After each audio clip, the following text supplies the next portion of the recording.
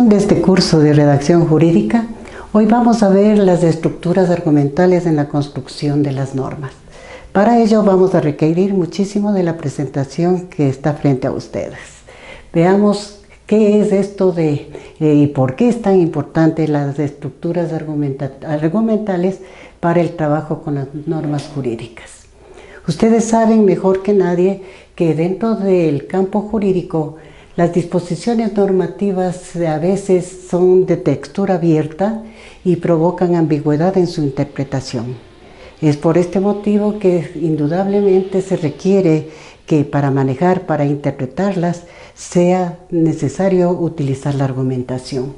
El hecho de que uno puede dar cierta direccionalidad a la significación de los términos encontrados en un documento jurídico hace que surja ambigüedad, disputas y discrepancias.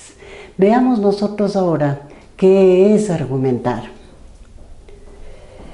Pero antes planteémonos la intención de esta clase. Destacar la importancia del desarrollo de la operación intelectual de argumentación, ¿sí?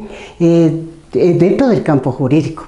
Pero esta capacidad para argumentar debió haber aparecido en todos los seres humanos a partir de los 13 a 14 años, siempre y cuando hubiésemos desarrollado el pensamiento formal, es decir, haber aprendido a hacer inducciones y deducciones.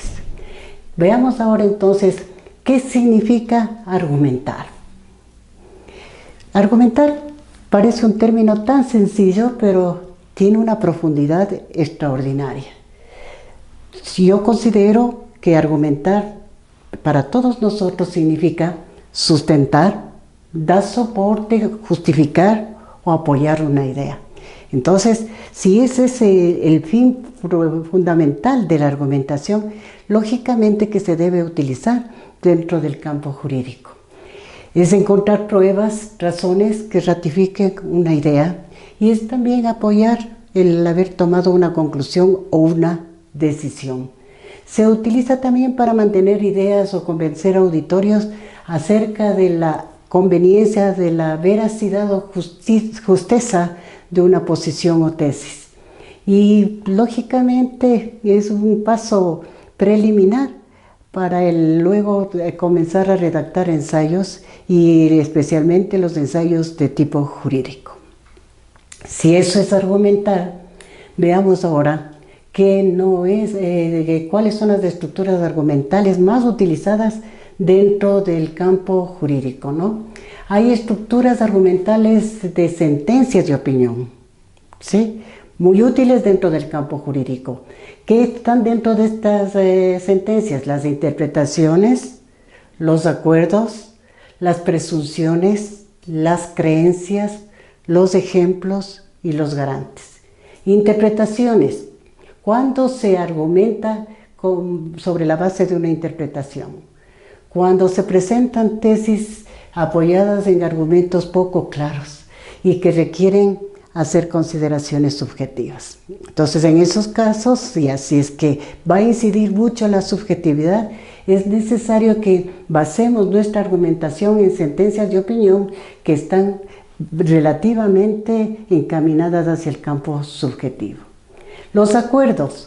¿Cuándo utilizamos nosotros en las estructuras argumentativas los acuerdos? Cuando se aceptan ciertas proposiciones argumentales porque las personas o en otros casos similares se ha manejado ese tipo de conclusiones. Presunciones. Cuando se construye la estructura argumental con hipótesis fundadas simplemente en indicios o señales. Miren que muy arriesgado este tipo de argumentaciones porque a veces resultan un poco subjetivas. Más todavía las de creencias. Las sentencias de opinión en creencias aparecen cuando en A o B circunstancias o en determinadas comunidades se plantea algo sin que se haya podido demostrar su veracidad. Los ejemplos también, muchas veces se argumenta sobre ejemplos. ¿Por qué? Porque en un caso similar que se dio fue aceptado ese planteamiento.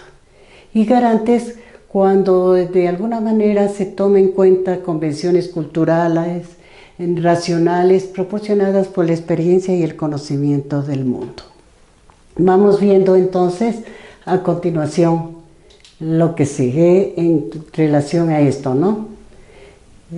Vemos que encontramos en juicios de valor de un texto, también los argumentos, ¿no? Encontramos en juicios de valor de un texto. Por ejemplo, cuando se analizan verdades, cuando el centro de la argumentación es una verdad, cuando en el juicio se tiene en cuenta la validez de las premisas, exigiendo que éstas sean objetivas. Entonces, ahí sí se puede plantear con criterio de verdad. Las condiciones, también cuando las tesis y en general todos los argumentos que se plantean están condicionados por acontecimientos o por leyes que garantizan su veredicto. Las sentencias, cuando se basan en una proposición emitida ya dentro de un proceso de juicio. Y las normas o leyes objetivas, cuando son proposiciones que manifiestan una norma que se deriva de la naturaleza o de las cualidades de las cosas.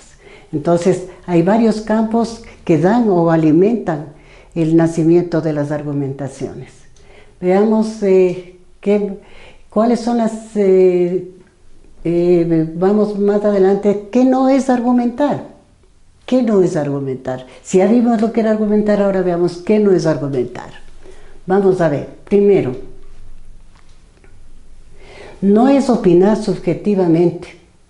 La opinión, de hecho, implica simplemente el interés de demostrar algo de parte de alguna persona, pero sin tener la suficiente fuerza ni tener la seguridad de que eso sea firme y verdadero. ¿Cuáles serían, por ejemplo, unas opiniones muy subjetivas? La parcialidad, por ejemplo, con la que juzga el hincha de un equipo de fútbol, pongamos, cuando su grupo o su equipo falla y pierde. Entonces, no es porque los jugadores han sido malos, no es porque no han entrenado, sino simplemente porque el árbitro les jugó la mala, como suelen decir ellos, es decir, que les infringió una serie de faltas que no tenían razón de ser y también arbitró negativamente contra el equipo. Por ejemplo, también es opinión la posición que tienen los países que están dentro de una situación bélica, o sea, de guerra, por ejemplo. Si hablamos de nuestro caso último dentro del Ecuador que tuvimos hace varios años, el problema limítrofe entre Ecuador y Perú, lógicamente los peruanos abogarán a su favor diciendo que el Ecuador ha sido el invasor, y en cambio los ecuatorianos dentro de nuestra historia nos enseñan que los peruanos son los invasores, y en fin, para tener un criterio justo, para poder argumentar, se exigiría una posición intermedia que no corresponda ni a un ecuatoriano ni a un peruano. Entonces las opiniones ahí son parcializadas. También cuando se hace un balance de una competencia y un atleta pierde o tiene una mala participación dentro de una de ellas, ¿no? Entonces, ¿qué es lo que hace tanto el entrenador como él? Que no hubo las condiciones necesarias, que el campo estuvo mal arreglado, que las estrategias y las técnicas que se aplicaron no fueron las correctas, en fin, van a buscar alguna justificación para, opinando de esa manera, tratar de justificar su falla, ¿no? También se ve en el caso de la parcialidad con la que juzga un padre una falta de un hijo, o se puede comportar bastante benévolo o puede ser bastante fuerte en cuanto a la retaliación que toma con su hijo, es decir, no toma una posición equilibrada frente a la situación planteada. Y también, lógicamente, para todos los que somos creyentes en algún momento, nosotros no damos una posición objetiva de las situaciones de la existencia, del origen del ser humano, simplemente ¿por qué? porque lo hacemos de manera subjetiva en función de lo que sentimos y de lo que creemos. Entonces, eso no es argumentar, simplemente es opinar. Veamos que continuamos dentro de esto y vamos a señalar qué es necesario previamente antes de argumentar, ¿sí? Ceñirnos a unas reglas que efectivamente pueden ayudarnos a que esa estructura argumental que planteemos sea bastante válida. Primero, no argumente si no tiene bien definida la tesis. ¿Cuál es la idea tesis en definitiva? Es la más fuerte, es la columna vertebral de su documento o de su planteamiento. De hecho, la tesis tiene que permitir que todas las otras ideas o las otras proposiciones o lleguen a ella para soportarla o permitan que de ella se deriven ciertas conclusiones. Entonces, hay que reconocer bien cuál es la tesis. En segundo lugar, reconocer cuáles son argumentos y cuáles son conclusiones o derivadas. Entonces, no todas las proposiciones son iguales. ¿Por qué? Porque las proposiciones argumentativas le sostienen a la tesis. En cambio, las proposiciones derivadas le permiten sacar conclusiones luego del planteamiento de la tesis y de haber sostenido esa tesis con argumentaciones. Veamos el tercer punto de qué es necesario para argumentar. Hay que usar un lenguaje claro y preciso, sencillo. No es necesario utilizar palabras rebuscadas porque efectivamente se atenta contra la claridad y contra la nitidez del mensaje. Entonces, por favor, el mensaje con oraciones simples, sencillas, correctas, claras. Y cuarto punto, utilice un solo significado para cada término. Recuerden que hay palabras polisémicas y de hecho tienen varias significaciones. Entonces, si es que yo voy a utilizar una palabra polisémica dentro de ese planteamiento argumentativo, de hecho tengo que buscar que esa palabra sea utilizada con una única significación para que sea entendido dentro de este tipo de situación. Como quinto punto, veamos, cite fuentes autorizadas e imparciales. Es decir, si usted tiene que respaldar la argumentación que está realizando en fuentes bibliográficas o de consulta, por favor que esas fuentes sean autorizadas, imparciales y que sean las correctas. No podemos utilizar citas que no están garantizadas por su rigor científico o su rigor jurídico. Sexto, verifique que sus argumentos son argumentos y que sus derivadas son derivadas. Para eso una sencilla muletilla, ¿sí? Las proposiciones argumentativas exigen que usted piense en la muletilla porque. Es decir, yo planteo la tesis y digo, por ejemplo, la escuela tradicional mata el pensamiento. Y después digo, ¿por qué? Y entonces aparecen las proposiciones argumentativas. ¿Por qué? Porque son memorísticas, por ejemplo, porque las escuelas tradicionales son memorísticas. Entonces, las escuelas tradicionales son memorísticas, ya me está contestando a un porqué y es un argumento.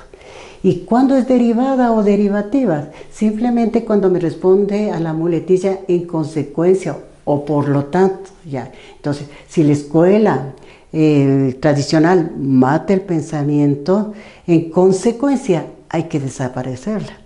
Hay que hacer que se elimine dentro del sistema educativo. Entonces, fíjese que con estas dos cosas simples, dos muletillas simples, usted puede manejar tanto los argumentos como también las derivadas y así sostener bien la tesis que está planteada. Veamos 7. ¿Cuál es la séptima recomendación, ¿no? Asegure que sus argumentos sean causa y no correlación o casualidad. ¿Sí? A veces nosotros ponemos cosas que no son el origen, o sea, planteamos ideas o proposiciones que no determinan un origen cierto de esa afirmación, sino que solamente le correlacionamos con algo que es por pura casualidad. Y entonces eso hay que eliminar dentro de la argumentación. Y Si es que, en último caso, si usted necesita utilizar analogías para incluir dentro de esa argumentación, que sean analogías de tipo relevante, no a cosas insignificantes que mejor le van a afectar a la estructura del argumento antes que ayudarle a soportar la tesis planteada. Estas serían entonces las condiciones que se exigen para la argumentación. Veamos ahora qué es una estructura argumental, ¿sí? Y vamos a utilizar para ello un mentefacto argumental que se utiliza dentro de un modelo pedagógico que se llama pedagogía conceptual. ¿Qué es el pensamiento argumental? Es una estructura de pensamiento metacognitivo, es decir, lo máximo a que puede aspirar el desarrollo del pensamiento de un ser humano, ¿sí? Como tal, esta estructura metacognitiva no es cognitiva, es mucho más alta, más elevada, más compleja. El pensamiento argumental no es un pensamiento lineal proposicional, ni tampoco es un pensamiento inductivo, deductivo, o sea, un pensamiento formal, ni tampoco es un pensamiento categorial. Pero sí, el pensamiento argumental es base fundamental de los ensayos, tiene una gran cantidad de proposiciones, unas argumentativas, otras derivativas, otras definitorias, que van armando la estructura y dándole potencia a esa tesis que se sostiene. Utiliza los dos procesos, tanto de deducción como de inducción, y tiene como componentes la proposición tesis o macro proposición tesis, las argumentativas, las derivativas y las definitorias. Y puede ser tranquilamente, ya van a conocer, graficado en mentefacto conceptual.